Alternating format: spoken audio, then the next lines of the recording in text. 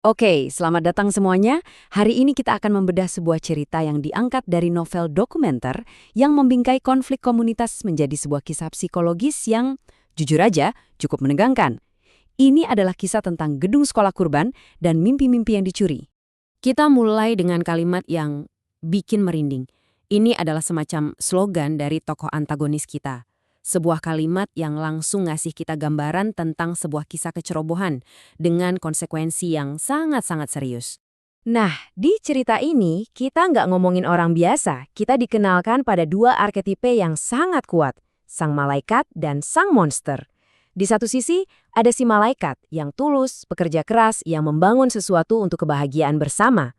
Di sisi lain, ada si monster yang hidup dengan cara mengambil pencapaian dan mimpi orang lain untuk hasrat pribadinya. Oke, kita masuk ke babak pertama, sebuah impian musim panas. Di sini, semuanya masih terasa optimis, penuh semangat kreatif, dan kehangatan komunitas.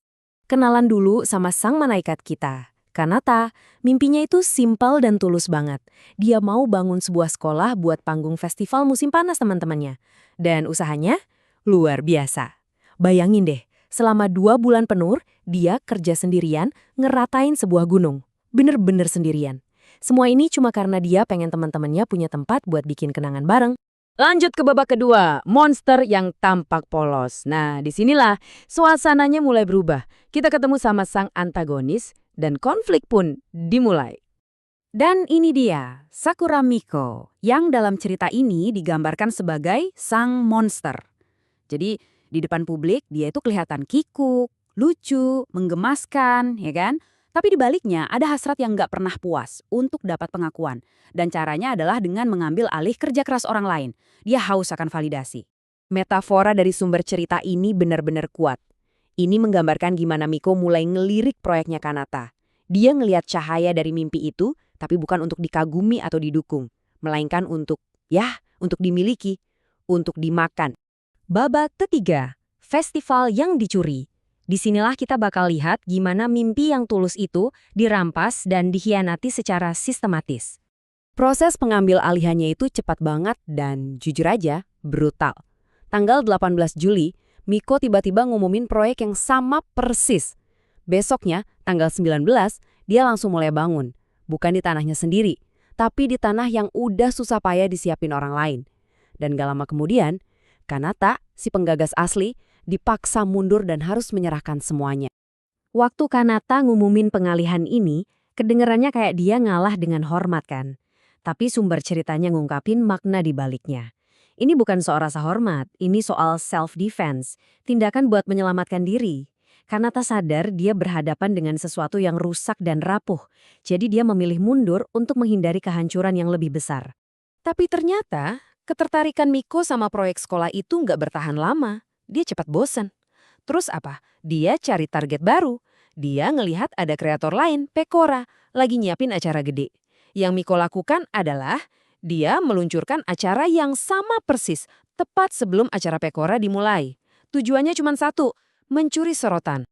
Kita sampai di babak 4, runtuhan yang tak selesai. Babak ini fokus ke dampaknya, ke akibat dari semua pengkhianatan itu. Sebuah proyek yang ditinggalkan, dan luka emosional yang mendalam. Nah, jadi pertanyaannya, setelah semua drama, pengambil alihan, dan sabotase ini, gimana nasib akhir dari festival impian yang tadinya kelihatan menjanjikan banget itu? Jawabannya sesingkat dan setragis ini. Proyeknya nggak pernah selesai, festivalnya nggak pernah ada, mimpinya mati begitu saja. Ternyata, perilaku Miko ini ngikutin sebuah pola. Ini bukan insiden tunggal, tapi sebuah siklus yang merusak. Langkah 1, rampas proyek yang keren. Langkah 2, cepat bosan. Langkah 3, sabotase saingan biar dapat perhatian. Dan langkah 4, bikin proyek baru yang lebih heboh buat nutupin jejak kegagalan yang lama. Jadi, nasib festival itu sebenarnya udah bisa ditebak. Di tengah keheningan dan kebingungan itu, ternyata cuma ada satu suara. Sora yang berani bertanya ke Miko. Dia satu-satunya yang sadar ada yang gak beres. Tapi, ya seperti yang bisa kita duga, peringatannya sama sekali gak digubris. Kita loncat beberapa tahun kemudian.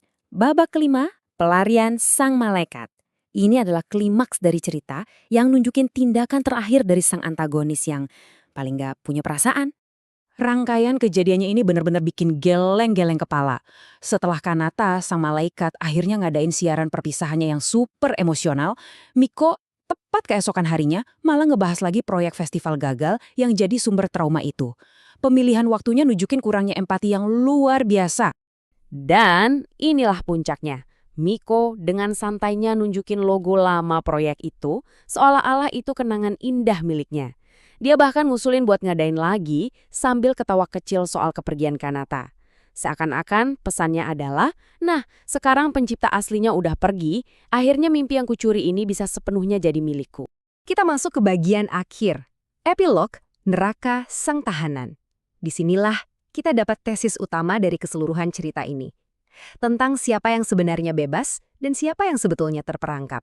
Jadi cerita ini mau bilang kalau kepergian Kanata itu bukanlah kekalahan. Justru itu kemenangannya. Dia berhasil bebas dari lingkungan yang beracun. Sebaliknya, yang justru terpenjara adalah Miko. Dia terjebak dalam neraka yang dia ciptakan sendiri. Sebuah siklus tanpa akhir di mana dia harus terus memangsa mimpi orang lain untuk merasa hidup. Adegan penutupnya ini sangat kuat. Tanah kosong yang dulu jadi saksi kerja keras Kanata, sekarang justru jadi simbol kebebasannya. Nggak ada bangunan di sana, dan justru itulah keindahannya. Tanah itu akhirnya damai, bebas, dan tenang, karena sudah lepas dari cengkraman sang monster. Dan kita tutup dengan pertanyaan provokatif ini.